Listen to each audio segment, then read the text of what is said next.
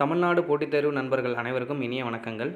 நம்ம இந்த பதிவில் பார்த்திங்கன்னா அக்டோபர் 26, 27 இந்த 2 நாட்களுக்கான நடப்பு நிகழ்வு பார்க்க போகிறோம். சரி, வாங்க பார்க்கலாம். முதல் வினா பாருங்கள். சமீபத்தில் பார்த்திங்கன்னா தொல்காப்பிய பூங்கா அப்படிங்கிறத சென்னையில் பார்த்திங்கன்னா ராஜா அண்ணாமலைபுரத்தில் முதல்வர் அவர்கள் திறந்து வச்சுருக்காங்க. அதை பற்றின கேள்வி தான் இந்த கேள்வி. சமீபத்தில் சென்னை ராஜா அண்ணாமலைபுரத்தில் தொல்காப்பிய பூங்காவை தமிழக முதல்வர் திறந்து வைத்தார். இந்த பூங்காவின் பரப்பளவு எவ்வளவு? இந்த பூங்காவின் பரப்பளவு எவ்வளவு? இதற்கான விடை பார்த்திங்கன்னா 58 ஏக்கர். இந்த பூங்காவுடைய பரப்பளவு 58 ஏக்கர். இரண்டாவது வினா.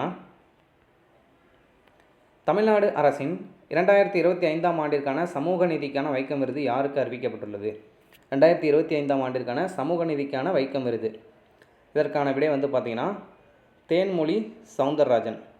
தேன்மொழி சவுந்தரராஜன் தான் பார்த்திங்கன்னா இவருக்கு தான் 2025ஆம் ஆண்டிற்கான சமூக நீதிக்கான வைக்கம் விருது அப்படிங்கிறது வழங்கப்பட்டிருக்குது. இந்த விருதை பற்றி கூடுதல் தகவல் நான் கீழே கொடுத்துருக்கேன், பார்க்கலாம்.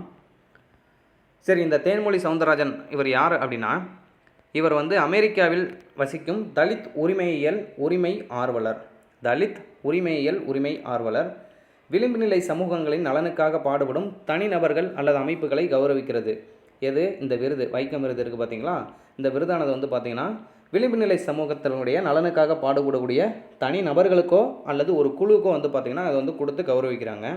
இந்த விருதில் வழங்கப்படக்கூடியது என்னென்ன அப்படின்னா 5 லட்சம் ரூபாய் ரொக்கப்பரிசு, 5 லட்சம் ரூபாய் ரொக்கப்பரிசு, ஒரு பாராட்டு பத்திரம், அப்புறம் ஒரு பதக்கம். சரிங்களா? 5 லட்சம் ரூபாய், அப்புறம் ஒரு சான்றிதழ், ஒரு பதக்கம். இந்த மூணுமே இந்த விருதோடு சேர்த்து தருவாங்க. இது யார் நினைவாக நிறுவப்பட்டது அப்படின்னா, மறைந்த சமூக சீர்திருத்தவாதி ஈவே ராமசாமி நினைவாக தான் இந்த வைக்கம் விருது அப்படிங்கிறது நிறுவப்பட்டிருக்கு. சரிங்களா? பேர்லேயே இருக்குது, இருந்தாலும் நம்ம கூடுதல் தகவல் நம்ம பார்த்துருக்கோம்.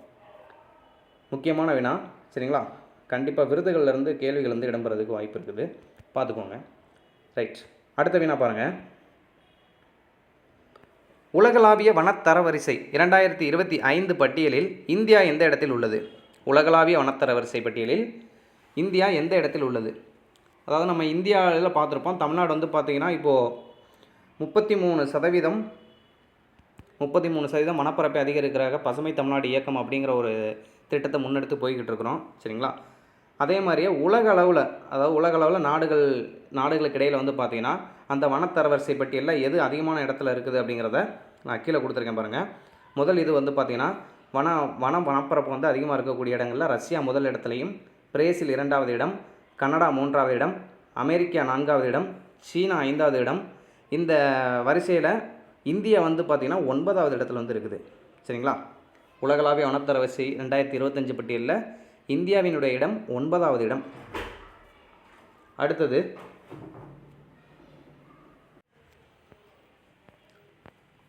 4வது வினா. IUCN அமைப்பின் 90வது உறுப்பினராக இணைந்த நாடு. IUCN அமைப்பின் 90வது உறுப்பினராக இணைந்த நாடு, இதற்கான விடை பார்த்திங்கன்னா துவாலு அப்படிங்கிற நாடு தான் பார்த்திங்கன்னா இந்த இயற்கை பாதுகாப்பான சர்வதேச ஒன்றியத்தில் பார்த்திங்கன்னா உறுப்பினராக இணைந்திருக்குது. எத்தனாவது நாடு அப்படின்னா 90வது நாடு. சரிங்களா? 5வது வினா. மூங்கில் தோட்ட திட்டம் எந்த மாநிலத்தில் தொடங்கப்பட உள்ளது? மூங்கில் தோட்ட திட்டம் எந்த மாநிலத்தில் தொடங்கப்பட உள்ளது? இதற்கான விடை தெலுங்கானா மாநிலம். இந்த திட்டம் எதுக்காக அப்படின்னா, தமிழ்நாட்டில் எப்படி பசுமை தமிழ்நாடு இயக்கம் அப்படிங்கிறது வனப்பரப்பை அதிகரிப்பதற்காக தொடங்கப்பட்டதோ அதே மாதிரி தான் பார்த்திங்கன்னா தெலுங்கானா அரசும் பார்த்திங்கன்னா இந்த வனப்பரப்பை அதிகரிப்பதற்காக இந்த மூங்கில் தோட்ட திட்டம் அப்படிங்கிறத தொடங்கியிருக்கிறாங்க. சரிங்களா? அடுத்தது 6வது வினா. இந்தியாவின் தங்க இருப்பு சமீபத்தில் முதன்முறையாக எத்தனை பில்லியன் டாலர்களை தாண்டியது? ரீசெண்டாக பார்த்திங்கன்னா நம்ம இந்தியாவில் இருக்கக்கூடிய தங்கத்துடைய இது பார்த்திங்கன்னா எத்தனை பில்லியன் டாலர்களை தாண்டியது அப்படின்னு சொல்லிட்டு கேட்டிருக்காங்க. இதற்கான விடை 100 பில்லியன் டாலர். சரிங்களா? 100 பில்லியன் டாலர்கள் தங்க இருப்பு பார்த்திங்கன்னா இப்போ இந்தியாவில் இருக்குது. 7வது வினா. இந்தியாவின் முதல் பிரத்யேக UPI செயலியான லக்ஷ்மி பே சமீபத்தில் யாருக்காக அறிமுகப்படுத்தியுள்ளது? இந்தியாவின் முதல் பிரத்யேக UPI செயலியான லக்ஷ்மி பே சமீபத்தில் யாருக்காக அறிமுகப்படுத்தியுள்ளது? இதற்கான விடை பார்த்திங்கன்னா லக்ஷ்மின்னு வந்துருச்சு, அது யார்? பெண்களுக்கு தான். சரிங்களா? பெண்களுக்காக அந்த UPI செயலி பார்த்திங்கன்னா அந்த லக்ஷ்மி பே அப்படிங்கிற ஒரு இது இன்ட்ரடியூஸ் பண்ணியிருக்காங்க. அடுத்தது 8வது வினா, ஓசன் ஸ்கை 2025 விமானப்படை பயிற்சி எந்த நாடு நடத்தியது?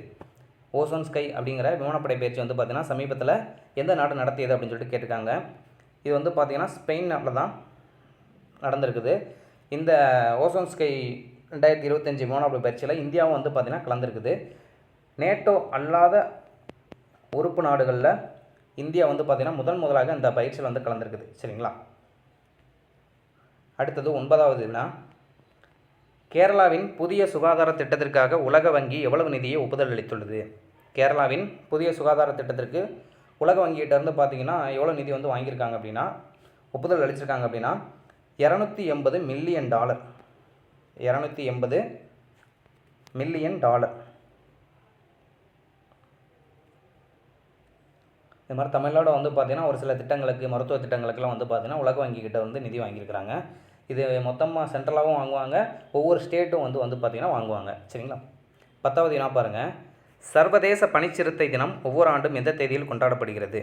சர்வதேச பனிச்சிறுத்தை தினம் ஒவ்வொரு ஆண்டும் எந்த தேதியில் கொண்டாடப்படுகிறது? இதற்கான விடை வந்து பார்த்திங்கன்னா அக்டோபர் 23. அக்டோபர் 23. அவ்வளோதான் நண்பர்களே, ஒரு 10 வினாக்கள் தான் இருக்குது. சரிங்களா? நன்றி.